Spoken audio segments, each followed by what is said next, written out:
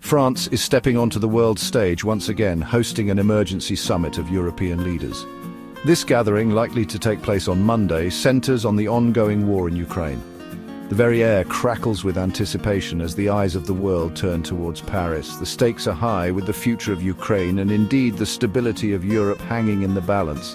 The guest list for this high-stakes meeting reads like a who's who of European power. British Prime Minister Keir Starmer has confirmed his attendance, a significant move given Britain's non-EU status.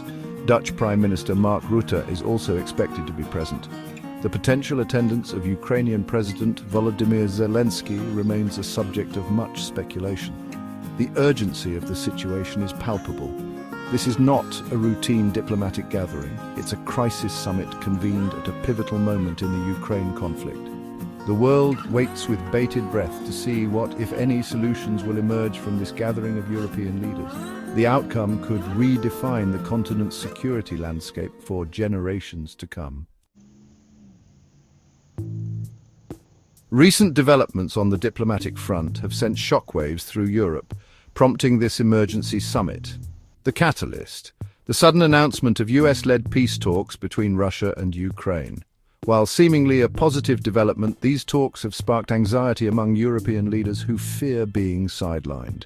Adding fuel to the fire is the approach of the Trump administration. The former US president's advocacy for a swift end to the war, even if it means pushing for a negotiated settlement that some perceive as favorable to Russia, has raised eyebrows in European capitals.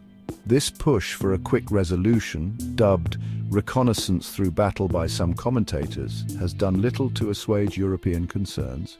The fear is that Europe's interests, forged over decades of shared history and sacrifice, could be overlooked in the rush to end the conflict. The situation is further complicated by the involvement of various actors with differing agendas. The US, under President Trump, seems determined to take the lead in negotiations, potentially sidelining European allies who have been deeply involved in the Ukraine crisis from the outset. This perceived unilateralism has created a sense of unease within the European Union. European concerns about the US-led peace talks are multifaceted. Primarily, there's a palpable fear of exclusion from the negotiating table. European leaders believe their voices must be heard, given the significant impact any peace deal will have on European security and stability.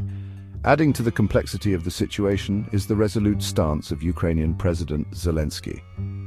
He has made it abundantly clear that Ukraine must be a central participant in any peace negotiations, not merely a subject of discussion. Zelensky's message is clear: any attempt to impose a settlement on Ukraine without its direct involvement is doomed to fail. Furthermore, Zelensky has expressed skepticism towards relying solely on US protection, going so far as to call for the formation of a European army. This bold proposition underscores the growing sense within Europe that it can no longer solely depend on the United States for its security. The summit, therefore, represents a critical juncture for the European Union. It's an opportunity for member states to bridge internal divisions, present a united front, and assert their strategic autonomy on the world stage. The question remains: will they seize this opportunity, or will internal disagreements continue to hinder a coordinated European response?